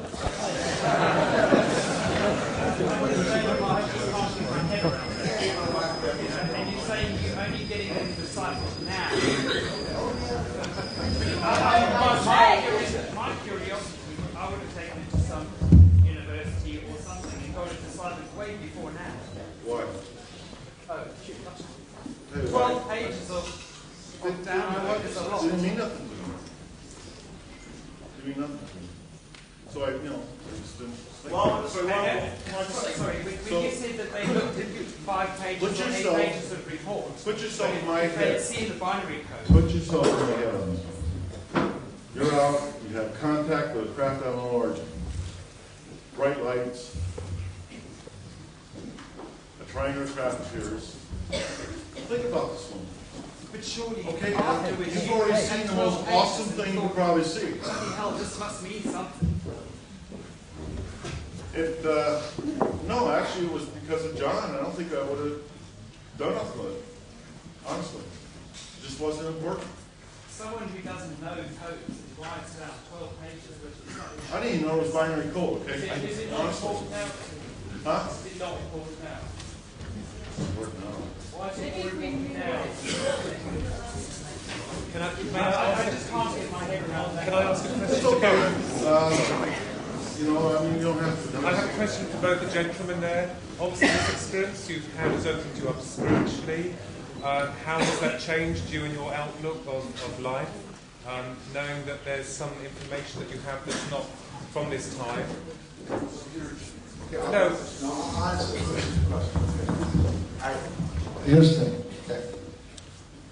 And you've got, it's fair for you to be angry, okay? And it's fair for you to ask about the codes, okay? I can't answer to you, I didn't know about the codes till October, okay? First of all, I had no idea about what they meant. And to be honest with you, and this is the straight story on the code. They didn't mean anything at the time, other than he said at that point when he was talking about things, he felt he had a download. Okay, and then he showed these numbers. Which, if you look at the numbers, you may be an expert on binary codes. You guys immediately said that's what they were. But in 1980, how many of you knew what a binary code was? Anybody? Okay, that's fair. But we did. Okay, and he's trying to explain to you that we were trying to deal with just what was it in the first place. Okay, I think they're questioning credibility of it. Maybe that's fine. No, this is okay. I think I'm following you. No, that's fine. Okay, what about the hypnosis? No, I'm going to go back to the hypnosis. That's where I'm going. 1994, they are all described in the hypnosis. The download, everything. It was done that year. I wasn't supposed to say nothing, brother, but I'm going to make this obvious. You know, 30 years with no disrespect, man. Because this ain't my gig, this is these guys' gig. Very important stuff. I understand where you're coming from, but in 30 years, the popcorn keeps going off. This, that, and the other goes down and gets connected. And some people don't like it. Some people, we don't like it. I don't like the role that I got maybe thrown in. I have no idea. I'm not important, really, am I? But at the end of the day, a lot of this stuff has its time.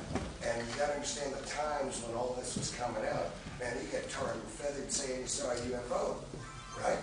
There weren't as much pretty girls you see here back in 1983 either. So things have gotten better. So we're being some levity. I don't know what they got there, but they got it, brother. And it's been a long time. These are straight shooting guys, man. I knew them then. I was scared of that. And we were drinking Jack Daniels and Black Cat. Remember that shit? We screamed the cats. That's what they were about. They were straight guys, man. So hearing it from them, that's where it is. I was a 19-year-old. I agree with you. Thank you very much. I want to kiss you over that. That's very nice. One of the situations that we have here, I don't think you guys understand our mindset. This is the largest tactic fighter wing in the United States Air Force at the time. We had things there that would just scare the big Jesus out of you. Okay? We destroy got half the the United world. States Air Force all around us. We're not impressed by statements like we were part of the United States. Give it a rest! Give it a rest! No, it's fine. I was a child. You got to understand the mindset. I was a child. That's fair enough. You don't understand my mindset. Didn't grow up at all. My mindset. Okay. I mean, there is no there's no kidding around. There's no joking around. I'm in charge of 3 restricted areas over there. I was that night. Something like, I don't know, 85 aircraft. I thought there was pilots down in the woods. I thought they were dying. That's what I went out there for. Why do you think we got permission to go off base? Because radar contact was lost on a vehicle of some kind. That's why we went off base. Status of forces agreement. Next question. Next question. I've got something entirely different for you. What time did you first see the lights? Sometime in the early morning. I'm glad you brought this up, Bill. Go ahead and answer because of the change from my time. Okay, yeah. Is that 3 o'clock in the morning? It started right around 3 o'clock in the morning. Yes. Why was I stopped in a motor car just after 10 o'clock by the American military armed on a public highway telling me there's been an incident? Which night was it? That night.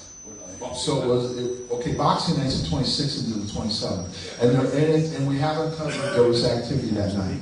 But our night was started on Christmas night, went into the morning of the 26th. So there would have been nobody out there, but we haven't covered evidence that there was a second night between the third night. Yeah, well, this is Boxing Night. Right, which would have been the night of the 26th. Correct. Right, and not our night, because ours started at Christmas. We came on duty on the 25th, and it happened at 0300 on the 26th, which would not have been Boxing Night. It would have been early in the morning of the 26th on Boxing Night. Yeah, that's right. But this, It's important. No, before you walk away, we'd like to hear about what happened, because I've always said there was 3 nights. And I had some inside information almost from the beginning, because when I went up to the desk, there was an incident that took place in the forest. So it's important that you talk to us about what you had happen to you and what was going on. Well, basically, boxing night, I was over at Wood Hall, it's about 5 miles south of the beach. Right. The drinking the bar. And it must have been about 10:15, coming up to 10 o'clock. And we noticed some very bright white light flying past on the normal fly path. Okay. But the main thing was, it made no noise whatsoever. No noise. And it was so bright you couldn't look at it. It set up shadows in the room. So we thought, well, obviously somebody's had a power, being a playhouse, and they're trying to get back to base. And that's when I ran into the roadblock. That's man by America. That's fair, and it's an important piece of information. You know, the other thing is, you shouldn't really holler at other people. If someone's got a question, ask it. Yeah. I don't care. Yeah, don't bother me. I can tell you what I know. No. You might know this, but I've read somewhere there was a British police officer in attendance on one of those nights. Yeah. And that he refused to write down that information in his notebook because he was too scared of being ridiculed. Is that true or false? Well, it usually happens, but I don't know. PC's came out the morning after. The way this went down, and the interesting thing about the British police, okay, and I'll be honest about this, they were called out. But by the time they got out, it was over. As far as what we were encountering, okay, and they met up with us as we came back in. But the whole thing with the area they found and the indentations and the radiation and everything, him and I weren't involved in that investigation. And if he felt there was something wrong, I can understand why he didn't want to talk about it. Because what you brought up is fair. We didn't know what we were dealing with, okay? And I didn't want to talk about it. And the statement I wrote was because I was told I had to write one. I don't want to talk about it. And it's not that I don't want to be here today because the story came out, and I'm here today talking about it. But as far as I was concerned, from the time I dealt with that incident, when I went out there, and I couldn't explain what it was, and it was really getting into me about trying to figure out how it happened, what had happened. I wanted it to go away, plain and simple. And I didn't want to talk about it, and I didn't want to try to explain it because I didn't know how to explain it. And I still can't explain it to you to this day. And for those who are here that believe it was aliens, it's a fair assessment. For those that you believe it was military, fair assessment too. And for me, I'm still trying to find out what it was. Okay, but I do feel I wasn't treated fairly, and I do feel that the answers are still there and they could come out. Okay, and some of the people coming up, like him bringing up he was stopped in between the two nights. That just reinforces there was another incident.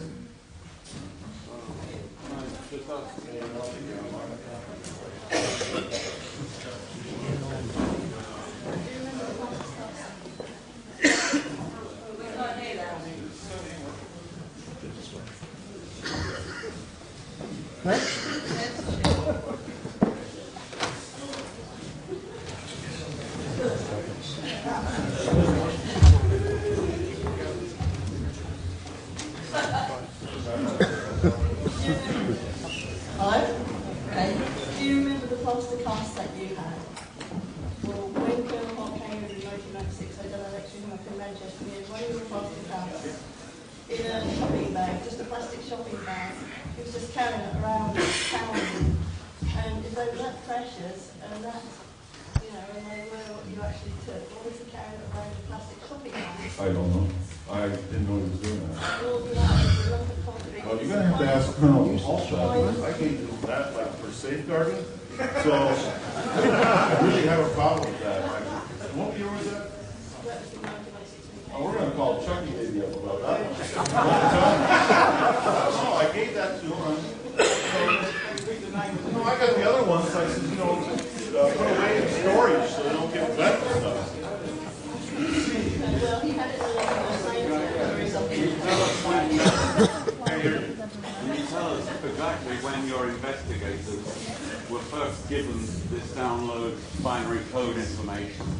In other words, you were investigated straight away after the incident. It wasn't given at all because of tampering with the story. A false story was generated. So when did the American... First week in February was the the actual sodium pentothal at OSI building. That's on tape. So you gave them that binary information then, at that point? I have no idea. But you think they probably got hold of that information at that point?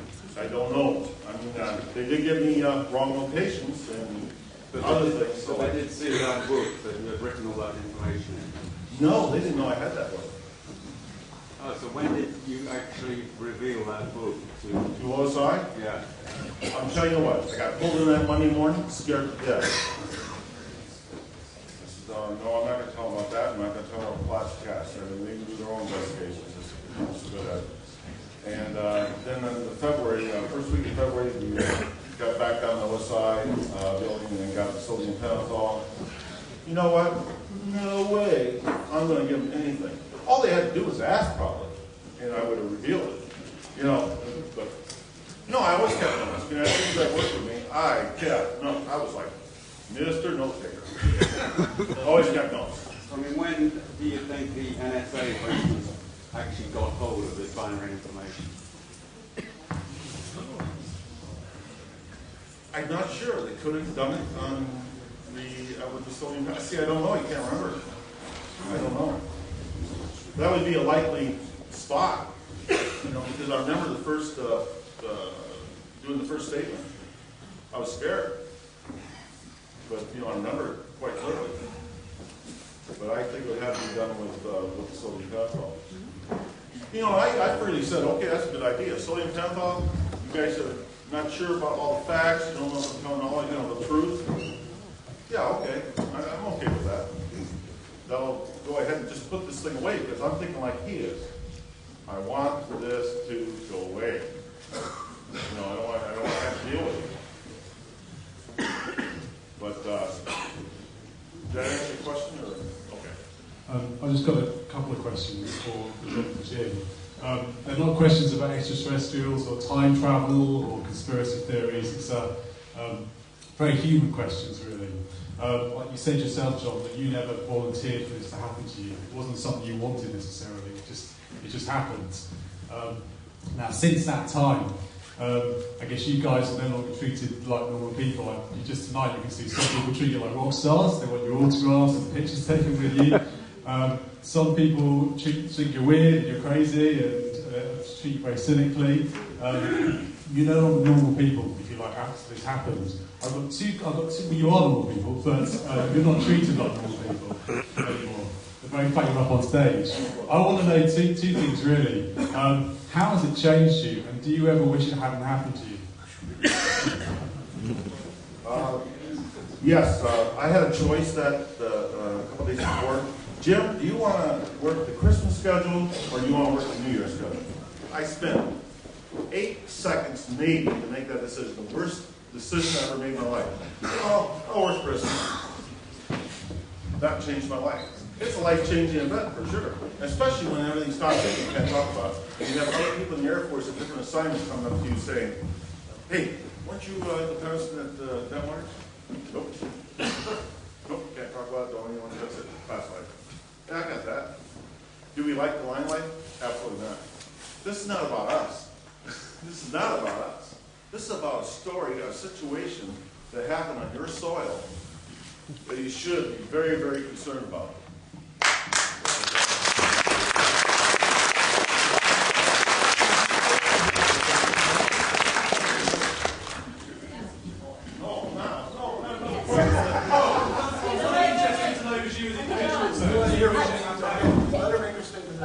I just wondered if you could explain to them what happened about your first real statement and then what happened that was being the only one in the public. Because that seems so important right now to emphasize what happened. You know, the first statement was done on Monday morning, and I dropped John off, went down to the OSI building, 2 guys I don't know, you know, I give them a statement, write it out, 4 or 5 pages long, I can't remember. Sketched to death, told them what happened out there.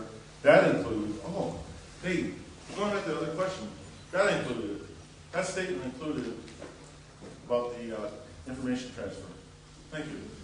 And gave that to them, and then that's why I got the cover story, which is the paragraph that they put in the internet, and Colonel Halt's going to pass it around. I wonder why he's doing that. I don't know, I can't figure that one out. And no, she's part of the cover-up. So, my statement's having some light day, and I'll tell you right now, the one that OSI on that morning, I'll guarantee you that's top secret. What I wrote in there is top secret. It's not going to see light of day. No, the best chance for us seeing light of day is actually those audio tapes that have detailed information of all the radio transmissions to all 4 channels: Commandment, LE, Security, WSA. Those are the 4 channels we have. Yeah, so I forgot about that. But actually on the first OSI that came out. We're actually tired. I'm not trying to get out of stuff. Can you say how it's changed you, like whether you wish it hadn't actually happened to you? I wish it was somebody else. Yeah. Did you have the download, you say, when you were touching these symbols? Yeah, it could be coincident. I don't know. I'm not saying I initiated. I'm just saying that happened while I was there. As far as having someone else happen to, anybody but me. But the situation that was going on there, I was very comfortable with at the base. I thought it was a downed aircraft, or at least I was trying to talk myself into it. And Sergeant Stephan says, "That's not a downed aircraft, it landed." I'm looking at another guy 15 years and I go, "That ain't right." That ain't right. That don't make sense. So I called on the direct line to CSC, and that is confirmed by radar. We lost contact over Woodbridge, 15 minutes ago. A bogey of unknown origin. Doesn't have a transponder, but that's military aircraft. They don't want to do it, So that wasn't a big deal. But it meant we lost the aircraft there. Or maybe a neighboring aircraft. We don't know. So I'm now getting the crash kit out. I'm thinking about nothing but dead bodies. Have to recover them. Because I haven't seen one. We lost 26 pilots in a while there. 26 dead pilots. Wrong move with the A-10s. They kept one turn and dropped them to sea. They named streets after them at Delaware. They ran out the streets. Okay. Colonel Thompson's was done at air show, I think, though. But it's great.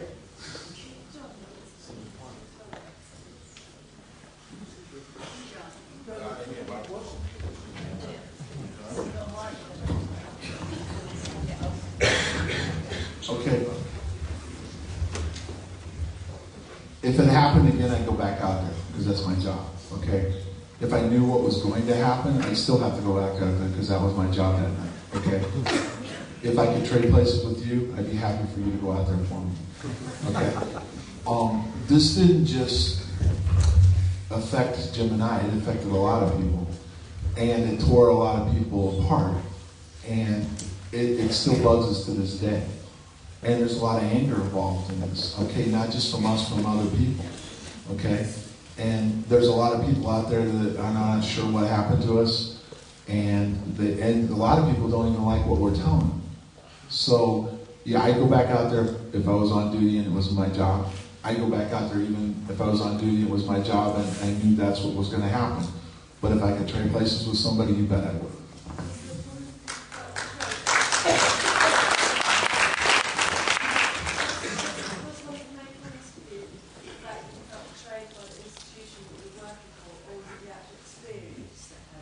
I think it's both. I mean, I don't understand what happened to me, and I can't explain it. Okay? I can do the best that I can based on what I know, what I saw, what I remember, what's come out under hypnosis. But I also don't feel we were treated fairly because I stayed 26 years before I retired, and I had other things happen to me. No, they weren't UFOs. Okay? But when something went down, we were briefed, we were brought in, we were, or I dealt with my troops I was in charge with. And we were just left out and had to dry on this. And as Nick has said, it could be very well they didn't know what to do with it either, okay? And they didn't know how to deal with it. But at the same time, we should have at least been checked out medically because we did go off base and have something happen to us. The other thing I think you got to keep in mind is I don't believe in all that UFO stuff. Never have, never will. Which is interesting, so I'm out there looking for a security issue. My only job is render assistance, life-threatening or whatever it is. Render assistance, establish a control point, make sure it's upwind. I can go through the whole checklist, okay?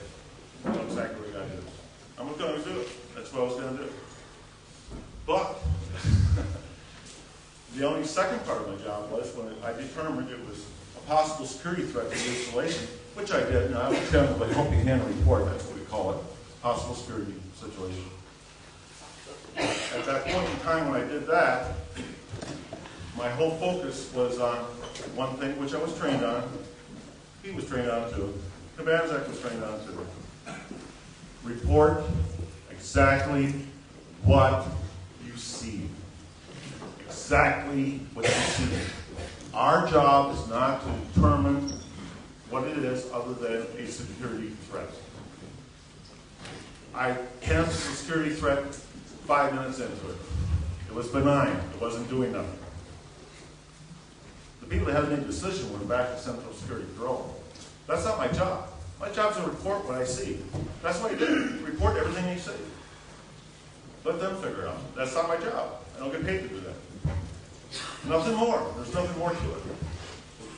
The only thing is that he said that they never released our names and stuff in the reports. That was guaranteed by Colonel Hall. Bless him for that one.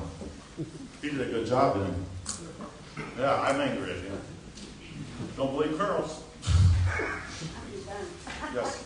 I just wonder, being such a secure base and, you know, having lights in the sky and all this happening, did they not, scramble aircraft to intercept? No, there was no flying on Woodbridge or Denmark. It was down for flying on both of those days. At least flights were probably 3 days up to the Monday. Yeah. And but they would have scrambled out Lightning. Lightning would have been one. I think they had F-15s at the time, or somewhat fast aircraft. You know, I'm talking like 4 or 5 minute flight time. Yeah. What about helicopters? That was down. They didn't fly. No, their mission for 67th was at Lightning for that night. You said you went to the OSI office. Was Colonel Hall there? Was that his office? No, Colonel Hall was not at the OSI building. There was 2 unidentified agents. Colonel Hall called the security police ordinance. Probably talked to maybe Zickler. I don't know. I don't know who he talked to. Probably the man. And they called. Huh? I don't know. I'm just telling you the facts, ma'am. I don't know. I'm just telling you. I don't want to guess this stuff. All right. That's what we've done enough of that here. No, I just. Well, I don't care. I got orders. I got a call. Go to the order room. The base commander says, report to OSI. I go, okay.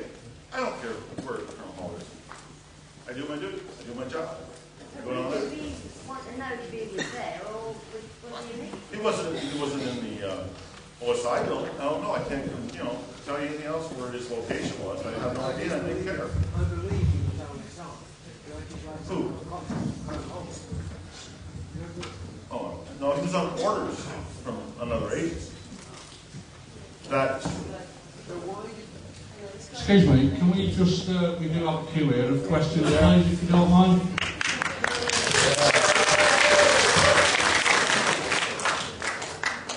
Well, good evening, everybody, for coming, and that means all of you out there, because without... Closer to your mouth, please. Sorry? Closer. I'm pushing it on. I'll talk without it if you like. Okay. Yes, thanks everybody for coming. I do have a question that will be interesting to everybody, and it concerns something that was in Brenda's book, Sky Crash. I can't remember actually what the thing stands for exactly. I can't get the last letter. But can I ask this to all the members of the panel? What do you think about one of the manifestations on the 30th of December that was seen by Art Wallace? Do any of you think that this was a space recovery craft? Multiple unit, space, transport and recovery. It wasn't on that one. You think it was?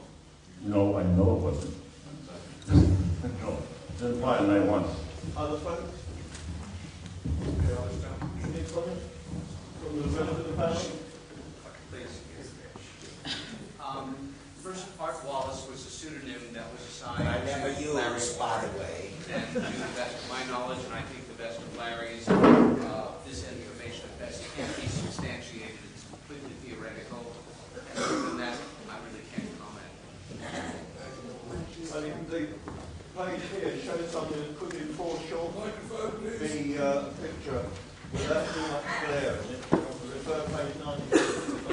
I'm familiar with the drawing, which was done by Larry as an impression of one of the many impressions that he's drawn of the object that was on the ground in King. Again, more than that, we can only speculate.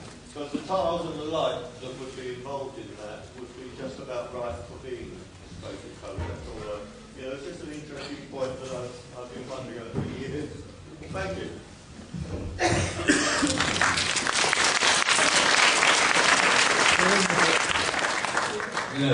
Well, firstly, I come from a bunch of people that have been coming down the forest now for about 16 years, is it now, Al? So this is kind of important to some people here, yeah? I dare say it is everyone, but there's a lot of people put a lot of time in it coming down. Anyway, two parts to the question. Firstly, Nick, with regards to the radar being switched off, I mean, that's a joke, you know as well as I do. Yeah. I mean, I think it was Gary. Is if he's still here? Yeah. Yeah, said there was no hope of that. A lot of offensives are done at that time of year, aren't they? Yeah? So the chances of being switched off are very unlikely anyway, yeah? But anyway, Cold War impossible. there was no way they were going to be switched off. I mean, no one really does believe that anyway. But, more importantly, are you saying that you were all put under some kind of sodium, sort of mind drug to mess with you or not? I know I was. You were? Yeah. I think you said the same, yeah? Larry definitely has said that he sort of had been messed about with so on and so forth. There's one concern with that whole concept. You are the best witnesses to everyone here, yeah? Right? So there is a danger that if you've been messed with and you have an unclear picture, we will never, ever find out the absolute truth. That was the plan. Yes. That's the plan. That's the cover. And am I the only person to have thought that? But that's the thing, we never will. You've come here, we're hoped we would find out a little something, but all you've come here and said is, I'm not clear. Well, a lot of it's like that, but I'll say this about the codes. I mean, they were done the day after the incident. They were verified with the hypnosis in '94. And then what's in them? Does it give us any answers though? I've had hypnosis done myself, and the thing, as we all know, is you're perfectly awake. Yeah, you can snap out of it whenever you like. Well, when I've been under hypnosis, they will tell you if you want to come out of it, you can come out of it. Yeah, so you are completely conscious. I don't remember the hypnosis. I had to watch the tape. But this is the thing. A lot of what we've seen here tonight is like under hypnosis, which is at best maybe. You'd appreciate that, yeah? Yeah, you got to stop and think that there was containment procedures and all that. Yeah, you're right.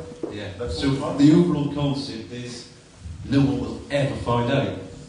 Well, yeah. That's almost true. Here's something that I'll bring up to that. Okay. First of all, I wasn't aware of the codes. I didn't see them written down until October, and it was in this original notebook, and I looked it over. That's the first time I'd seen the notebook. And there's something to them. Okay. Now, when it gets released on Thursday, and it'll be all over the internet and everything, it'll be up to you to decide. But if the fact that I didn't understand binary codes, and we didn't talk about that, but I didn't know anything about binary codes right up until I was told that they were looked at, and this is what they said. And from what I've been told, and I'm telling you this not because I'm an expert, but these are legit things that happen, and they mean something. And the fact that these codes, okay, they mean something, okay? And the thing is that once it comes out, it may help clear up a few things. It may not. There's no secrets with this. What we're trying to do is we want to get the paper verified for you, as part of it, and with the ink, so you know the correct timeline when that came out, what's written down. We want all that put in there as one package, because believe us, one thing we have learned about Rendlesham, in 30 years of it, we're skeptics and questions how to handle it. And that's how you handle it. You put all the evidence out and lay it out. That's how you do it. But we're not, I'm not doubting what. No, it's okay, but if somebody else could, you put it all out. This person over here, pick one little bit of it. We put it all They'll out. find out real next week, won't they? Well, with the testing of the paper, no, that won't be out yet. You guys said that you weren't trying to kind of have a opinion about it, just it's a report of facts. But do you have an opinion of what it was? We have an opinion what it's not. Okay? It's not an aircraft that was built by the Soviets. Warsaw Pact, United States, or any prototype aircraft that's in the sunset. The capability of it, the technology was no fuel compartments, no exhaust, no intake, solid black in color, and no sound generation of takeoff with no air displacement. Impossible. Felt like glass. There's nothing today that can fly with no noise like that at that speed. So you go out whatever you want. I'm saying it's not one of the James Book of known aircraft, or it's something that's sitting in Area 51. And that's all that is, by the way, is extraordinary aircraft, by the way. There's nothing else there. So. Why these are not new? Pardon? If it's haunted, why is History Channel not regular? Because we actually want to control the information that goes out. We've been burnt in the past with it, so we want to make sure that we control and put out a rational manner. Please, can I just say, if there's any questions, can you please come and use the mic so everybody at the back can actually hear what is being asked? Another question for Tom Burrows. It's been reported that you actually walked up to the craft and actually rode along on it. Is that correct?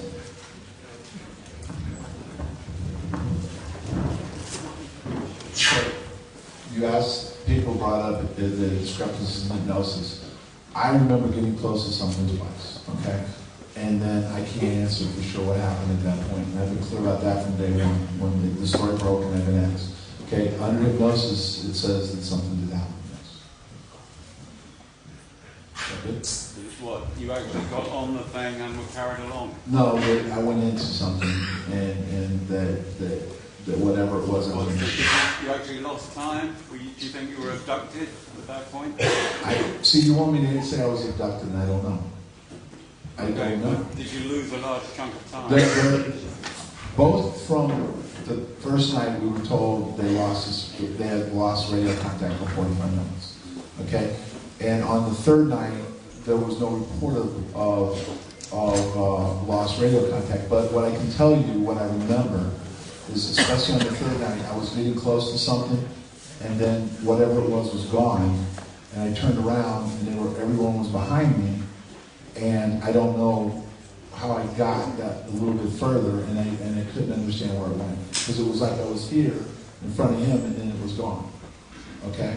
And that's some of what I'm trying to explain to you guys. You don't have to like it, but I can't explain how it happened. I don't know why it happened, and I can't honestly tell you what it was.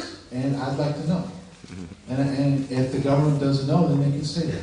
But obviously there's ramifications with that too. But the point being is I honestly don't know for sure. And I don't have a problem with people not liking the hypnosis. And there are open determinations on what it means and it doesn't mean. But the codes are there, and they mean something. And, okay, you asked a question about the news. Let's see what they do with it. It's going to come out. It's going to be there. It's going to be there, and everyone that watches it or sees it or reads about it, why don't you call the news and ask them? Okay, why don't you go home tonight, the ones that don't understand what they are, and look them up and see if they're legit. I mean, can you say whether it's code or program or a combination of both? Data or program? In binary code, can that be data or it can be program? It can actually program a virtual machine. It can make a computer do something. Or is there a message in that code? Language. There's a lot there. Okay, there'll be a brief statement on some of what it is. And let's do this. Let's see what the fuse does with it. Okay, the codes are there. They mean something. Take a look at them, see what you think. And you don't have to watch the channel to do it. They'll be online, and they're also, I'm sure people assume, there's probably people talking about it right now. But it's there, and it's, why is it there? Okay, we can argue about, should we release it earlier, should we understood it, should we know all that. Okay, but it's there. And it does mean something. Okay? And it's fair to say, take a look at it. You don't have to like it, but take a look at it and see what you think. But it bothers me.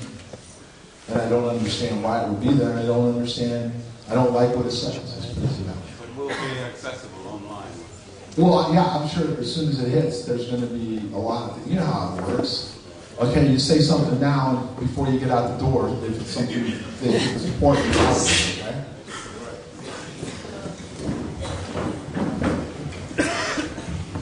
Rescue units was there for, and also was there a practice at night, even if it's not as to do with the instrument? I spent 26 years, and I retired in the middle, right after I did 2 tours over in the Middle East after 9/11. Okay, and as the years went by, ARS, pararescue, we got more and more into different things. But where I was stationed and what I saw them do and what went on was their primary mission was to rescue pilots. Okay, and that was if there was an aircraft crash or whatever. That was their job. They also worked on other things. Some of it was classified, some of it wasn't. There was a space capsule there, but the Apollo program was over. But that's all up to debate.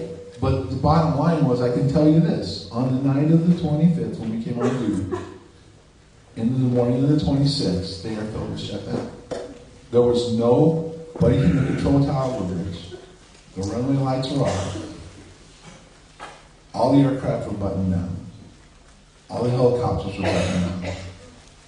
If there would have been activity, we would have had the ARCs doing certain things, and we would have known the aircraft lifted off. And then also, I think most people are familiar with what a helicopter sounds like. And would you not say the woods are pretty quiet at night? So if I'm out there in the woods, especially that I work around the aircraft, would I not know if there was a helicopter above me? So yes, they did work with the Apollo program. Yes, their primary job was search and recovery for downed aircraft. And they had other duties too.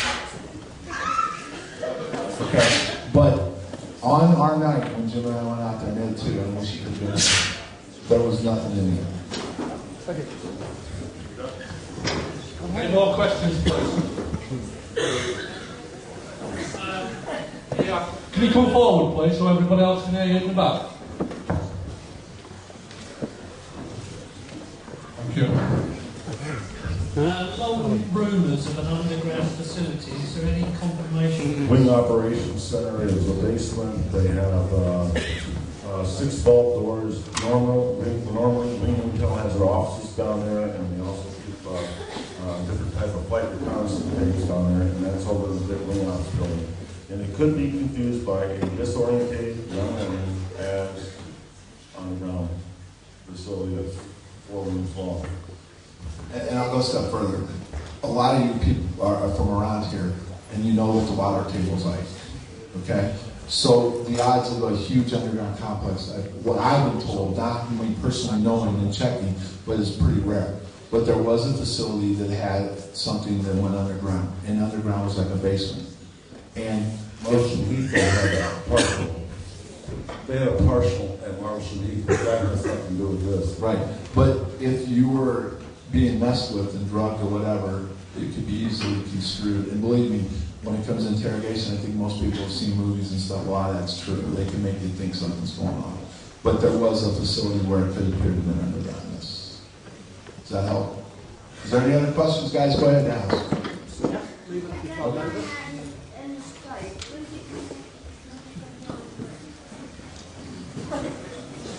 I honestly don't know what the History Channel schedule is. Just a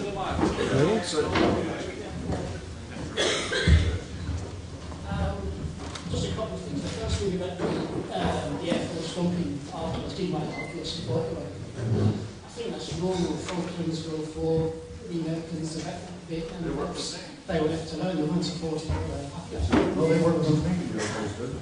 They worked with me. I'll tell you that. Oh, yeah. Oh, that's just what I mean. No, they worked with me. I had another 14 debriefs, and then 2 more from OSI. Yeah, they were working hard with me. You were saying you wanted to support. Oh, that's what their thrust of the whole thing was. We're here to help you. Yeah. No, they were there to help. What they were saying is. The question that I've got is, there's documents going missing, tapes are disappearing. Now, going back and getting samples, I think it was you that took samples, no, and another one was soil samples.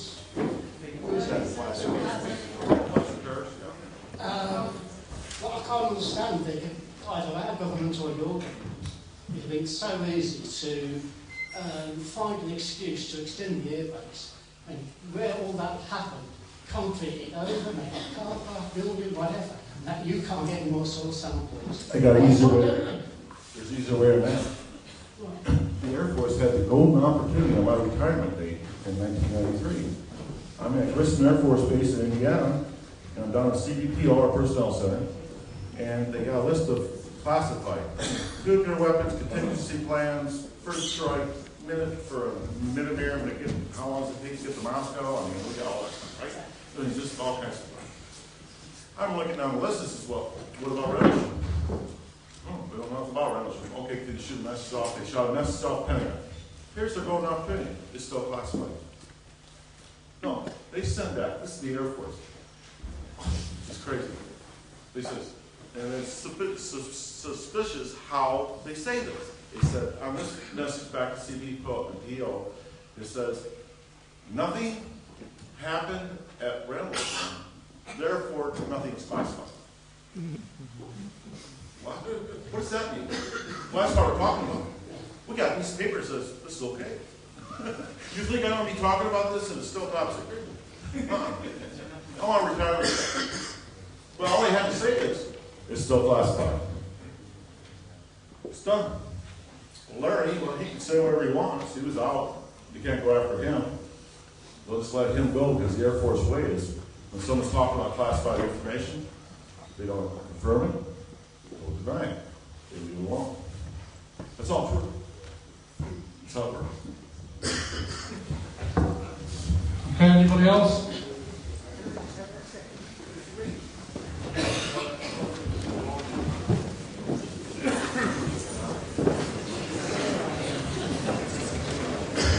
Colonel Holt said about a week ago, Colonel Holt said before he retired, he had to go to a meeting where they told him exactly what he could say about this and what he couldn't say about this. And that's where his position was. Is there a document?